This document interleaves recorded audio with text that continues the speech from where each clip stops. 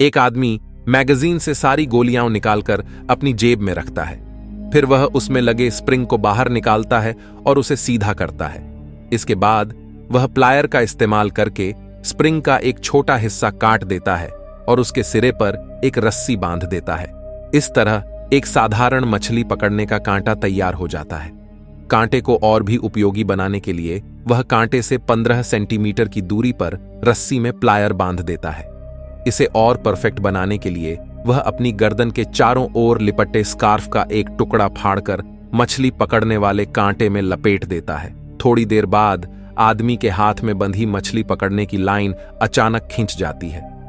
तीनों को एहसास होता है कि किसी बड़ी मछली ने कांटा पकड़ लिया है, लेकिन खुशी से पहले ही मछली इतनी जोर से खींचती है कि लाइन टूट जाती है और तीनों लड़खड़ा जाते हैं। जब उन्होंने ध्यान से देखा तो रस्सी पर केवल एक प्लायर बचा था। तब उन्हें एहसास हुआ कि नीचे कुछ बहुत ही खतरनाक है। हालांकि एक आदमी हार मानने को तैयार नहीं था, क्योंकि यह उनकी समुद्र में बचने की आखिरी उम्मीद थी।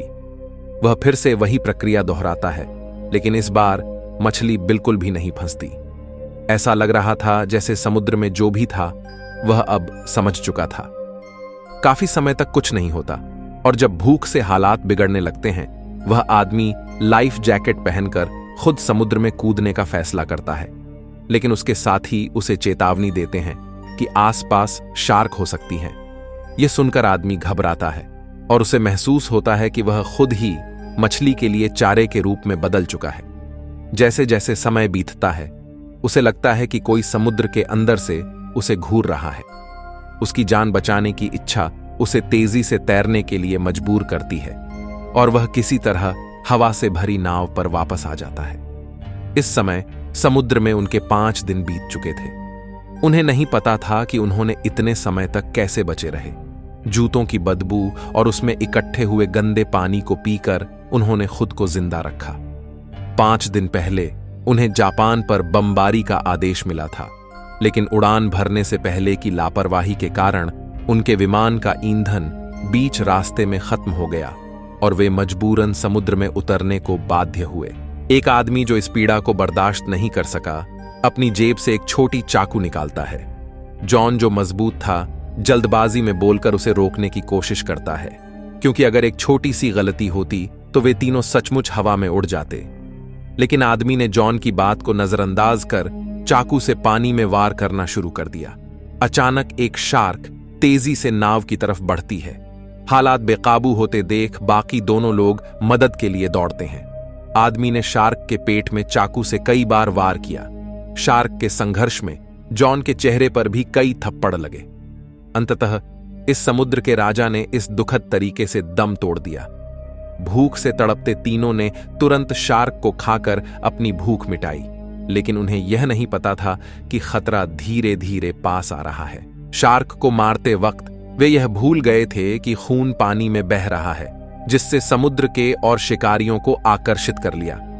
ये शार्कें न सिर्फ बहुत बड़ी थीं, बल्कि इतनी संख्या में थीं कि देखने से ही डर लगने लगता। इस भयावह अनुभव ने तीनों को कई दिनों तक शांत रखा। 15वें दिन तक वे अब भी किसी भूमि को नहीं देख पाए थे। इस समय जॉन की सूझबूझ पर दोनों साथी शक करने लगे थे और कुछ दिनों पहले जो भोजन और पानी इकट्ठा किया था वह भी खत्म हो चुका था। इसी समय आदमी अपने साथी से हथियार लेकर जॉन की तरफ बंदूक तानता है। सोते हुए जॉन की नींद बंदूक की आवाज से टूट जाती है, लेकिन वह अपने साथी पर नाराज होने से पहले ही समुद्र में कूदकर गोली से मरी हुई चिड़िया को पकड़ने के लिए दौड़ पड़ता है। जॉन ने शार्क से बचने के लिए समुद्र में अपनी पूरी ताकत झोंक दी। आखिरी क्षण में जब शार्क करीब पहुंच गई, जॉन किसी तरह नाव तक पहुंच गया और थकान से चूर होकर वह वहीं गिर पड़ा। शार्क नाव के पास से गुजर गई। थोड़ी सी ऊर्जा बहाल करने के बाद तीनों ने भविष्य के बारे में सोचना शुरू किया। 15 दिन बीत चुके थे और वे अब भी किसी द्वीप को नहीं देख पाए थे। जब उन्होंने एक पक्षी को देखा तो उन्हें लगा कि भूमि पास है, लेकिन यह पक्षी हजारों मील तक उड़ सकता था, जिससे उनकी उम्मीद गलत साबित हुई। दोनों साथियों ने अब जॉन के निर्णयों पर संदेह करना शुरू कर दिया था। जॉन ने अंततः सच्चाई बताई कि उसने झूठ बोला था ताकि वे जीवित रहने की उम्मीद बनाए रखें। जॉन ने अपने जूतों के तलवे काटकर बाकी हिस्सों को फेंक दिया ताकि थोड़ी भी उम्मीद हो तो वे उसे न छोड़ें। तीनों ने फिर से यात्रा जारी रखी, लेकिन तीसरे दिन तक वे बुरी तरह थक चुके थे और कोई उम्मीद नजर नहीं आ रही थी। फिर अचानक बारिश होने लगी, जिससे उन्हें थोड़ी राहत मिली। उन्होंने पानी इकट्ठा करना शुरू किया, लेकिन बारिश ने जल्द ही एक भयंकर तूफान का रूप ले लिया। विशाल लहरों ने उनकी नाव को पलट दिया, जिससे वे गंभीर रूप से घायल हो गए। सौभाग्य से उनकी सामंजस्यपूर्ण मेहनत से वे नाव को फिर से सीधा कर पाए और एक साथ दुबक कर बैठ गए। अगले दिन सूरज उगते ही तूफान समाप्त हो गया, लेकिन अब उनके पास उपयोग करने लायक कुछ भी नहीं बचा था। मौत उनसे कुछ ही कदम दूर थी।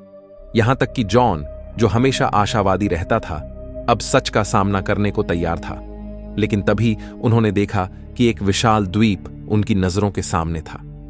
पहले उन्हें लगा कि यह एक मृग तृष्णा है, लेकिन जब बाकी दो लोगों के चेहरे पर आश्चर्य देखा तो उन्हें पता चला कि उनकी मेहनत बेकार नहीं गई। यह फिल्म द्वितीय विश्व युद्ध की सच्ची घटना पर आधारित है, जिसमें वे 3 लोग प्रशांत महासागर में 1000 मील तक सफर करते रहे और 34 दिन तक जीवित रहे।